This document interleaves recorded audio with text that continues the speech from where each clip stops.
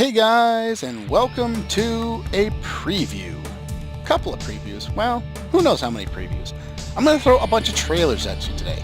Well, not so much as trailers as opening cinematics.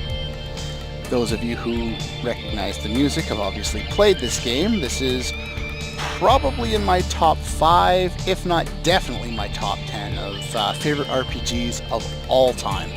This is Legend of Dragoon, or The Legend of Dragoon, or Legend of the Dragoon, depending on different incarnations or different spellings that people like to put on it. This has probably one of the first times I heard, well, I think this came out in 2000, so I guess it wasn't the first time I heard a vocal track in a game, but it definitely was one of the more interesting that I was able to listen to back before Computerland and everyone having access to every song imaginable at the same time. Well, we had some internet in 2000, I guess, but nowhere near what we have today. Put it that way. Now, I've already completed a test playthrough of this game. I will be making a Let's Play of it. It's not going to be the next Let's Play I do. After the lack of response, this is all your guys' fault, by the way, on the question I posed to you at the end of Illusion of Gaia there, I decided to make my next play be Diablo 3. And that will be coming out in, well, later today. I'm going to upload this one in the afternoon here, and Diablo 3 Episode 1 will be at regular time. Anyway, let's continue this with the next trailer. Alright, so, yeah, like I was saying there, I've been looking at, well, I can't even remember if I said it or not. Jeez, falling apart already, and the video just started. Well, the main reason behind this video, that is that I would like to, I don't know, gauge reaction on a few games that I'm considering making Let's Plays for. That, and I just really kind of felt like watching a lot of these opening cinematics, hopefully to get me interested in the game. And I will talk a little more about that in a little bit. But I do want to address, some of these games, as well as Diablo, which will be coming out later today. And the thing with Diablo is, or it's Diablo 3, not the original Diablo, but it will not be the complete run that I did with, say, Final Fantasy 4, 7, 9, etc. There's just so much effort that it would take in order to find every little piece of dialogue, which if I was going to do it complete, I would do it complete properly. And there, I might have even looked at some of the achievements, but that, again, is mind-numbingly time-consuming. Not to mention, I already have most of them in that game, so I wouldn't be able to show off how to get them because, again, I already have them. But I might mention a few throughout the series. The other thing is it will only be, it'll be a bare bones kind of a walkthrough, and it will really be geared toward those who haven't played the game before, or those who are just starting out with the game. I could have chosen to, gear this series a lot more toward people who had played before, who are probably the people who are searching out the videos, but I wanted to, because I haven't seen anything like that, and I'm sure it's out there. I haven't done a lot of searching for that, but I wanted a real basic introduction to the game.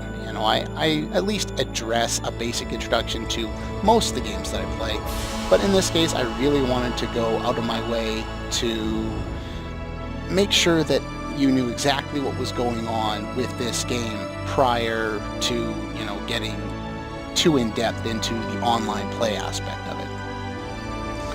Now that being said, I'm going to at least talk about the future difficulties, but it will be a main run-through of the normal difficulty mode, and I'll explain more about that later on in the series. Other than that, this, even though it hasn't mentioned it yet, is Star Ocean. Ha, I timed that so well. This is the second story. This is the PlayStation title, and When I first played it, it was my favorite Star Ocean. At the time, I'd only played the first one on Super Nintendo, and I had never played Blue Sphere, and it was on Game Boy Color? Game Boy Advance? It was on one of the handheld Nintendo systems. But yeah, and it was only later when I played the third one that one, you know, when I had first played the third one, it wasn't my favorite. It didn't surpass this one for quite a while. I think I had to make 2 more playthroughs of the third one for it to me to consider it better than this one, which is surprising because I really did enjoy this game, and it is a lot of fun. Anyway, on to next trailer. This one is a little, I don't know, confusing. It's not a PlayStation title. It is originally a regular Nintendo title. Now, which game is it going to be? Yeah, it's not going to be Final Fantasy 1. I have no intention on playing Final Fantasy 1 again. I have made a total of 2 playthroughs to the game, one with the Origins version and once with the original NES version. I have no desire to play that game again. It is one of those games that just is not a lot of fun considering you spend your entire time having to grind. It's basically a requirement to do anything in the game. Final Fantasy II, you also spend a lot of time grinding, but the grinding isn't nearly as bad, and you don't even have to grind.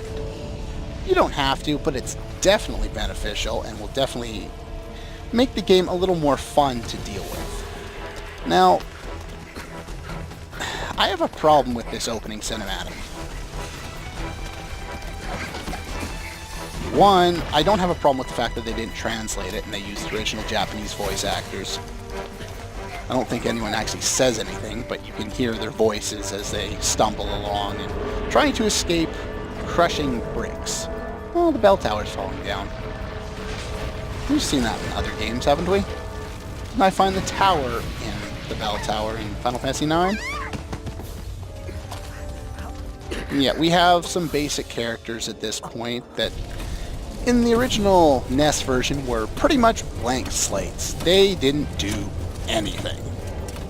Here, we actually get, you know, a little bit of an idea of what these characters are about, at least in the fact that we can see them in, you know, non-8-bit graphics. I like this opening cinematic for a lot of reasons. The things I don't like about it is the fact that all of these characters look like they're from Final Fantasy XI, and I don't even acknowledge that Final Fantasy XI exists. It's not part of the main series. Come to think of it, 14 doesn't exist either. And we're not going to get started on 10 too. Again, you know, back when I first started making these videos, I had started Final Fantasy 13, and I still haven't really played any more of it than I did then, so I can't really comment on 13, though the fact that I started it a year ago and got bored within the first 4 hours probably says something, though I haven't really given it enough of a chance to really be fair about it. I'll get around to it later. I don't know if I'll make a Let's Play for it. That'll depend on how much I enjoy the game. Now, this is Final Fantasy II, and if I were to make a Let's Play of it, this would be the version I would play. It's definitely a lot of fun, but it's not a game you want to play a whole lot. It can get really tedious really quickly. So it really takes, you know, the right approach to the game, the right knowledge of where things are in dungeons so you're not running around in circles, and it takes a fair amount of patience, especially if you're, you know, trying to go through these dungeons without, you know, a good map or some other such helpful walkthrough. Now, on to the next trailer. Now, I said that I wanted to watch some of these trailers because I wanted to get more acquainted with these games again, and hopefully that would convince me to start playing them. This already happened. I watched this trailer basically thinking about doing this kind of a video, and I watched the trailer, or the opening cinematic. And I was like, oh, that's cool. Well, start a new game. You basically have to watch the same one, so that's how I did it instead of waiting around here for the cinematic to start. And after the cinematic ends, I heard one of the themes that this game offers. And I agree with a lot of people who have said it before me. Chrono Cross has the best game soundtrack of all time. However, Xenogears is in second place. And oh my god, do I love the soundtrack to this game, which is actually kind of surprising for me. Not that it's another Yasunori Mitsuda soundtrack because he's a great composer, but because Nobuo Uematsu has basically composed my childhood and my adolescence, it surprises me that my two favorite game soundtracks were by Mitsuda.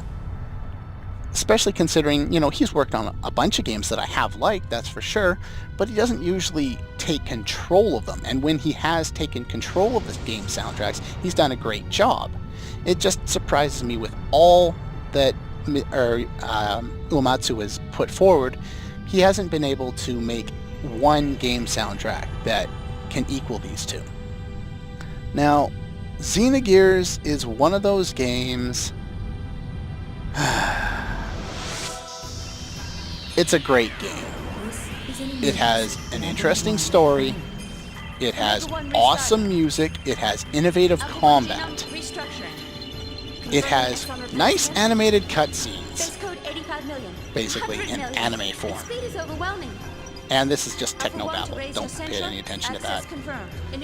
Actually, when I watched this, I watched through the entire opening sequence, and then, I watched the entire thing. Then I thought about it for a second. I haven't played this game in 5, 6, 7, 8 years. I didn't remember anything that this had to do with the actual plot of the game. I still don't. I think about 3 hours into the game right now. I just started it up again, and so I will be playing through the game, and I will hopefully prepare it for a Let's Play sometime in the future. It won't be in the relatively near future. Got Diablo coming up before that, and very likely Legend of Dragoon as well, because, like I said, I had already completed my test run of that game. That's going to take a lot of effort because I have a lot of plans for the Legend of Dragoon Let's Play. Engine room. Activate the emergency sealing system. I think the engine room is dead. Yep, engine room's dead. Anyway, yeah, so the one downside this game has, and there is only one, well, there technically can be two, but I'll talk about that if and when I actually play the game. Basically that, I'll talk about it later, comes down to the fact that this game is, it has a similar concept to what Neon Genesis Evangelion wanted to do, except it does it better, way better. Part of that is because we actually like the main character in this game. We don't in Neon Genesis. Anyone who's seen that will undoubtedly agree with me. I haven't met very many people who liked that character, but I won't get into spoiling either for now. The real downside this game has are the graphics. And I'm not a graphics whore by any stretch of the imagination. I still play Super Nintendo titles, I still play NES titles, I play Game Boy titles, some of the older ones. I don't have a problem with the older Pokemon games in terms of their graphics. They're not great, but I have interesting gameplay to compensate, so I don't really care that much. However, this game... Oh, this game. They tried to introduce 3D, complete 3D worlds. And it all looks like an unrendered mess. It really does. And that is the big downside to the game. However, if you can overlook the downside to the game, there are so many upsides that it is not funny, and it is a lot of fun. Actually, there are some funny scenes, but it's more of a serious title than most, and other than what I've come to notice as a very, very awkward translation, it is a lot of fun to play, especially when it comes to battles, and especially when it comes to story. Now, this game, like another game that was spawned by this game, or another series of games, that being Xenosaga, there is a lot of cutscenes in both series. This technically doesn't exist in the same continuity as Xenosaga, but there are definitely allusions to it. And a lot of the same team worked, at least on the first Xenogears. I don't know what happened, or Xenosaga, sorry. I don't know what happened after the fact when they moved on to the second game, because there were a lot of bumps in the second game, which is probably part of the reason why that series, which had intended on being 6 games long, was only about 3. And not by about 3, they jam-packed every single concept they wanted to, well, at least they could, they probably wanted to do more, into Xenosaga 3, and the game shows it. The game is still fun, but the trailer's looping. So, next trailer. Okay, now we move up a console generation. I have not made a PS2 Let's Play yet, though if I was, there are 2 games that stick out in my mind that I actually have ISOs, images for right now. I've got physical copies of some of the other games I feel like playing in my storage. I just gotta go through them and, burn myself a new image. But this, as you can see, is Rogue Galaxy. This is an interesting little title that, as far as I know, didn't get a lot of praise. But every time I looked at it in the store, I always thought, that might be interesting to play. And then I'd turn the back of the case around and I'd see these kind of characters, as you can see in the top left there.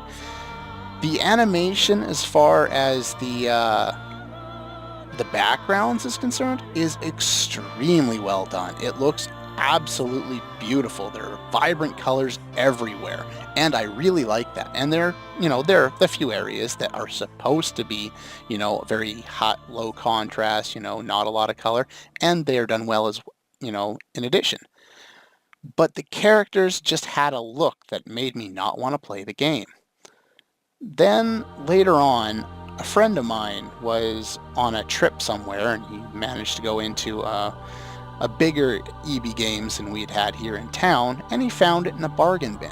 He found a couple of copies of it, and he bought one for himself and one for me. I think they were regular, like $50 at the time, and he got them for 15 each. And so I was like, sure, cool. At that price, I can warrant it. I probably should have turned the volume down. I'll have to do that in editing. Oh well. But yeah, the game was definitely a lot of, it was interesting to look at, but I wasn't sure what it would be like when I played it. And I finally sat down to play it. I didn't really get it. And then, I probably played for an hour. I was like, I was kind of confused. And a few months later, I was like, I need something new to play. Let's try this again. And I put it in, and I got through the whole game on that second attempt. But it was so interesting that, the plot is, hit and miss. It's definitely interesting. Some of the ideas are a little cliche, but, I can't expect them to do everything. Again, some of the characters are interesting, and some of them are really dull. But there's a lot of interesting elements to this game, especially when it comes to music, the artwork, and I wasn't going to say storyline. Oh yeah, battle mechanics. The battle mechanics are a lot of fun in this game. And it's another game that reminds me of Star Ocean, because it allows you that free range to roam the battlefield and take shots at your enemies and then dodge your enemies, and it's all up to your own skill level. It's definitely a lot of fun to play, and there's a lot of interesting ideas at work in this game, and it is a lot of fun. The biggest downside, I would say, to this game, other than some, average concepts, is how complicated it is. And it's not super complicated. It's no more complicated than any Star Ocean game, but in this game, it just seems harder to manage. And maybe that's because I've only played this game once. But I definitely have interest in making a Let's Play for this. I don't know if I will or not, but it's something I've been thinking of. So, on to the final trailer.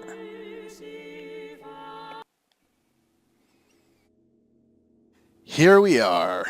one of my favorite games on the PS2. And of course, Square made it. This, even though this was a Square Enix title, and Square Enix has since pretty much killed all the love I had for this company, this game was still good. And there are a few other games that came out under Square Enix that have been good. But for the most part, I have not been interested since they made the merger. They've basically screwed the pooch, and both companies were creating much better games when they were separate. But this is Star Ocean 3, Till the End of Time, and this is my favorite Star Ocean game in the series. Now, I haven't played the fourth one yet, Last Hope, I believe its subtitle is. That game is definitely interesting to me. I haven't got around to playing it. I've heard quite a few things from other people. A lot of people, have different opinions on it. I haven't heard a lot of them. To me, it just sounds like another Star Ocean game. And if that's all it is, I'm all for it. I love the Star Ocean series. It's a lot of fun to play. And again, very similar to Rogue Galaxy, it has a lot of item creation, especially in this particular incarnation. And I've played this game enough times that I think that I have a decent understanding of the item creation.